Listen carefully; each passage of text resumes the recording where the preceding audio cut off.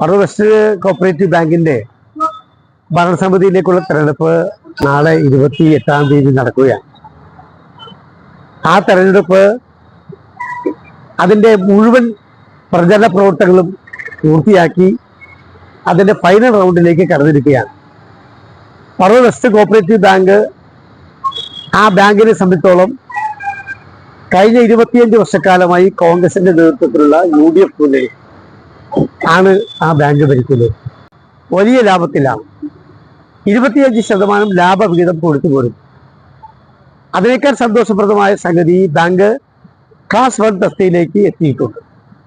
അപ്പോൾ ഒരു സഹകരണ ബാങ്ക് എന്ന നിലയിൽ കേവലം ഡെപ്പോസിറ്റ് വാങ്ങലും ലോൺ കൊടുക്കലും മാത്രമല്ല, ആ ബാങ്കിന്റെ സാമൂഹ്യ പ്രതിബദ്ധതയുടെ ഭാഗമായി ജനകീയ മുഖമുള്ള ഒട്ടേറെ പദ്ധതികൾ നടപ്പിലാക്കിയിട്ടുണ്ട്.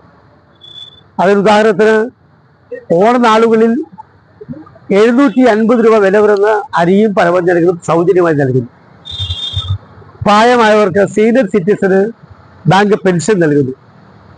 വിധവകളുടെ മക്കൾക്കുള്ള വിദ്യാഭ്യാസ സഹായം, വിധവകളുടെ മക്കളെ വിവാഹം ചെയ്തയക്കുന്നതിനുള്ള വിവാഹ ധനസഹായം, 40% വരെ വിലക്കുറവിൽ നീതി മെഡിക്കൽ സ്റ്റോർ, കുട്ടികളുടെ സാമ്പത്തിക ശേഷി കുറഞ്ഞ അംഗങ്ങളുടെ മക്കൾക്കുള്ള വിദ്യാഭ്യാസ സഹായം തുടങ്ങി ഒട്ടേറെ പ്രവർത്തനങ്ങളുമായി മുൻപോട്ട് പോകും.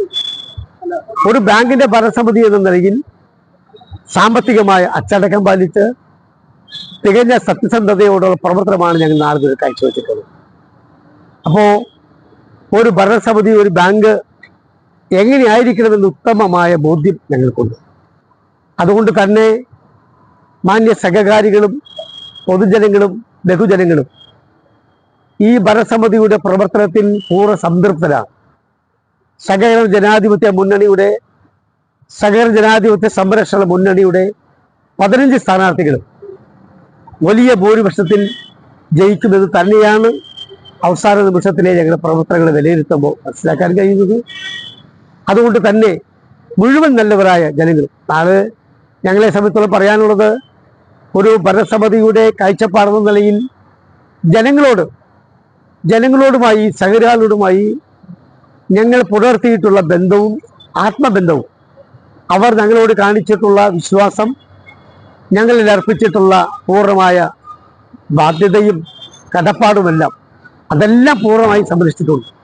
അതുകൊണ്ട് സഹകരണ ജനാധിപത്യ മുന്നണി സ്ഥാനാർത്ഥികളായ 15 പേരെയും വിജയിപ്പിക്കണമെന്ന് ആണ് ഞങ്ങൾക്ക് ഇതിലൂടെ അഭ്യർത്ഥിക്കാനുള്ളത്. മുഴുവൻ ആളുടെയും സഹായ സംഘം ഒരിക്കൽ കൂടി പറയുന്നു.